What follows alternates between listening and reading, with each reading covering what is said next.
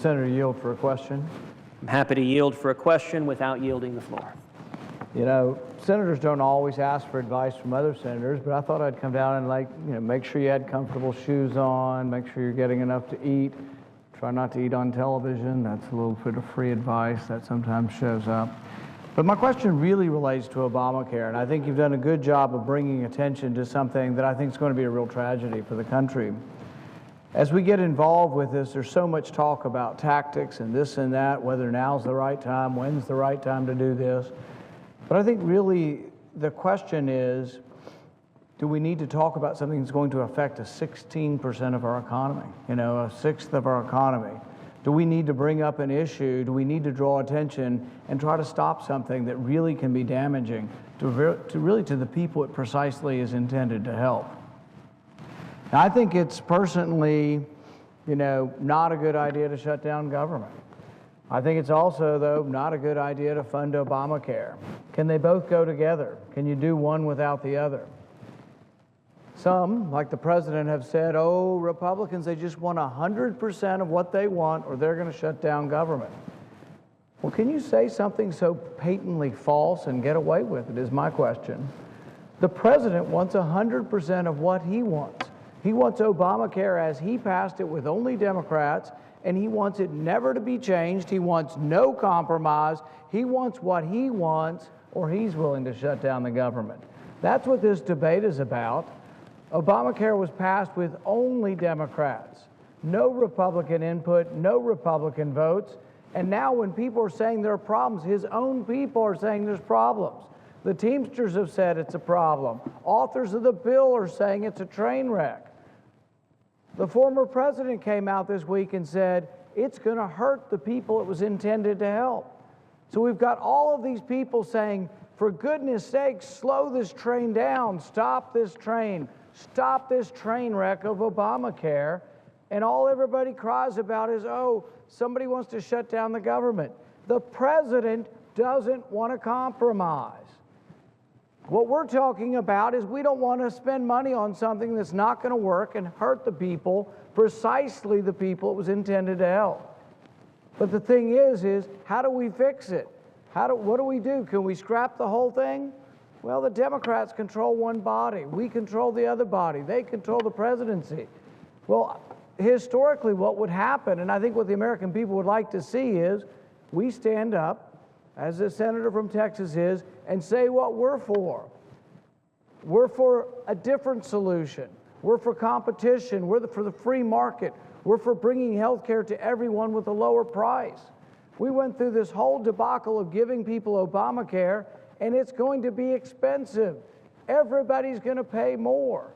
Many people still won't have insurance, and the ones who do have insurance are going to pay more. So what would we like? Why are we here today? Why is the senator from Texas here today? To say to the president, we need to talk. But what does the president say? He says, my way or the highway.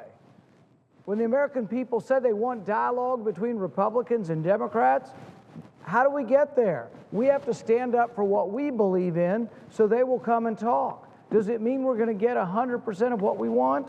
No. But if we don't stand up for what we believe in, how will we have any dialogue? How will we get to compromise?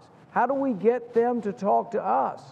We're not asking for 100% of what we want, but we're asking for a dialogue. How do we get the dialogue unless somebody's willing to stand up and say enough's enough? When we look at this, if we want to ever get to the point of getting to compromise, the only way we get there is by standing up and saying, we believe in this. It isn't about us demanding 100% of what we want. But right now, if you look at this objectively, the president's getting 100% of what he wants. Obamacare passed by only Democrats, not one Republican vote. So really, how do we get to what the American people want, which is dialogue and compromise? We have to look at a deadline. We have a deadline. And my question to the senator from Texas is, does he want to shut down the government? Is that his intention? Or is it the president's intention to shut down government? Or is it perhaps that when deadlines come forward, it's a good time for dialogue because no one ever seems to talk at any other time? So I would ask the senator from Texas, what are your intentions? Do you want to shut down government or would you like to find something to make Obamacare less bad? I know we'd both like to repeal it, but would you accept anything in between? Well, I thank the senator from Kentucky for his very fine question, and let me say at the outset, before I respond directly to the question, that I remember not too many months ago, standing on this same Senate floor in the midst of your historic filibuster. And I will say it was one of the proudest moments of my life. Indeed, during your filibuster on drones, that was the first time I'd ever spoken on the Senate floor. And I have observed multiple times that I will go to my grave in debt to Rand Paul to have the opportunity for the first time, and there'll only be one first time that anyone gets to speak on this floor, to have that first time be in support of that tremendous filibuster that mobilized and unified the American people. And I will note, one of the things I remember you shared with me afterwards was the advice you just did a minute ago. I remember asking you, so what'd you think? And you were pretty weary at the end. And your comment at the time was, well, I wish I'd worn more comfortable shoes. And I'll confess, I thought about that. That struck me as pretty good advice. And so I'm going to make an embarrassing admission here right now. I'm going to get to your question in a second, but I wanted to make an embarrassing admission first, which is, for many years, when I was in private practice, when I was Solicitor General, I wore a particular pair of boots, my argument boots. They're black ostrich boots. Litigators are kind of superstitious souls, and so anytime I went into court to argue a case, I wore my argument boots. I've had them resold, I don't know, 4 or 5 times. And when I had the great honor of serving in this body, being sworn in to the United States Senate, when I was sworn in, standing on those steps just in front of us, I wore my argument boots. And I've worn them every day since. I don't believe there's been a day on this Senate floor that I haven't worn my argument boots. So I had a choice with which I was confronted, which is, do I follow through and wear my argument boots, or do I listen to the very sage counsel from my friend from Kentucky and go with more comfortable shoes? And I will embarrassingly admit that I took the coward's way out. And so went and purchased some black tennis shoes. Actually, I think they're the same model that the senior senator from Utah, Orrin Hatch, wears on a regular basis. And so I am not in my argument boots, and I'll confess, I really do feel embarrassed by that. And so this is, I'm pretty sure, since we're on the Senate floor and C-SPAN's covering it, that this may not be protected by the priest penitent privilege, but I do feel this is a confession of sorts. The question that Senator Rand Paul asked is an excellent question. His question was, does anyone here want to shut down the government? And the answer is absolutely not. We should not shut down the government. We should fund every bit of the government, every aspect of the government, 100% of the government except for Obamacare. And you know what? That's what the House of Representatives did. The House of Representatives, 232 members of the House, including 2 Democrats, voted to fund every bit of the federal government, 100% of it, except for Obamacare.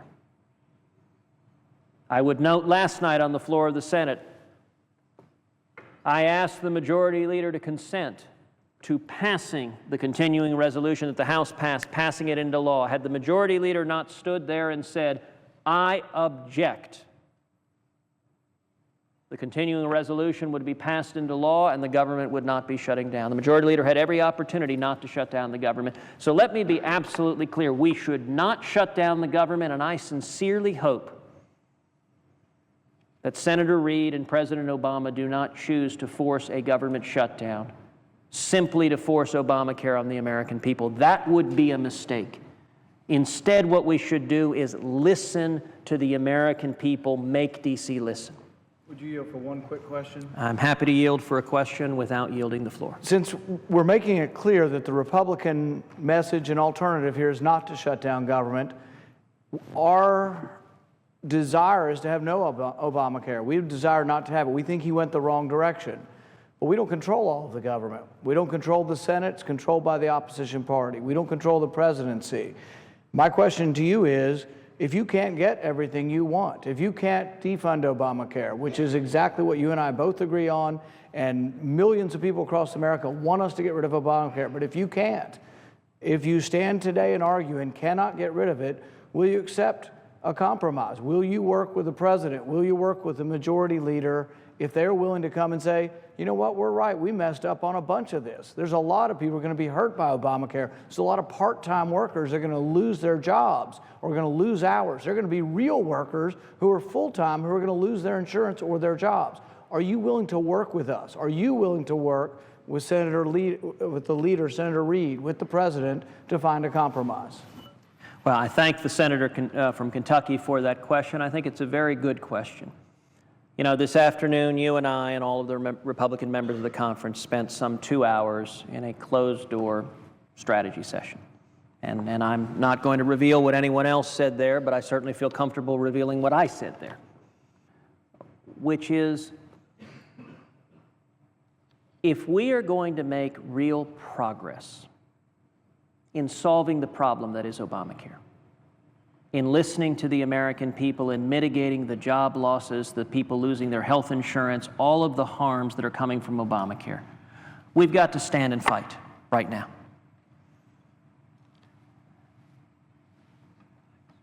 The battle before this body is the cloture vote that will occur on Friday or Saturday of this week. If all 46 Republicans vote together in unity to support the House Republicans and to deny Majority Leader Reid the ability to fund Obamacare on a straight party line vote, that puts us in a position to address the problem. Now, your question was, would I vote for something less than defunding Obamacare? Personally, no. Why? Because I've committed publicly over and over again to the American people that I will not vote for a continuing resolution that funds 1 penny of Obamacare. And, you know, I'm reminded of when I first arrived in the Senate. I spent 2 years campaigning. The senator from Kentucky, Senator Paul, campaigned with me in Texas over and over again. You want to talk about a rock star, you should see when Rand Paul shows up in Texas, the huge fans that would come out for Senator Paul and for his dad. And I spent 2 years campaigning in Texas saying the first bill I'll introduce in Congress will be a bill to repeal Obamacare. When I showed up, lots of reporters, I introduced a bill to repeal Obamacare. They immediately said, well, why'd you do that? And my response was, well, I spent 2 years campaigning telling the American people that'd be the first bill I'd introduce. And they were utterly befuddled why anyone would actually do what they'd say. So in answer to your question, will I vote for something that is a middle ground that funds Obamacare? Partially, no. Why? Because I've repeatedly told the American people, I've told Texans, I will not vote for a continuing resolution that funds Obamacare. But that being said, are there members of our conference who would like to see a compromise, who would like to see a middle ground that is perhaps not what I very much want and will fight for with every ounce of strength I have, but that mitigates some of the damage of Obamacare, that responds to the people who are suffering from Obamacare? I think there are quite a few senators who would like to see that happen. And if Republicans roll over on the cloture vote on Friday or Saturday, if we allow the majority leader to fund Obamacare with 51 votes, we will get no compromise. There will be no middle ground because there's no reason to compromise. It's much like in a poker game. I know the senator from Kentucky, many of his libertarian supporters enjoy a good game of poker. As a Texan, I will admit to not being entirely adverse to it myself. In a game of poker, if somebody makes a bet and then says to you, if you raise me, I'm going to fold, you will lose 100% of your poker games. That is a path to losing. For those members of the Republican caucus who are perhaps not as adamant that we should insist on complete and total defund now, I don't intend to waver from that position, but there may be others who disagree. If you want to get to any middle ground that is not a symbolic vote to tell our constituents, but that actually changes the law to make things better for the men and women at home, to mitigate the harms of Obamacare, the only way to do so is for Republicans to stand united and to deny the majority leader the ability to fund Obamacare on a 51-vote partisan vote.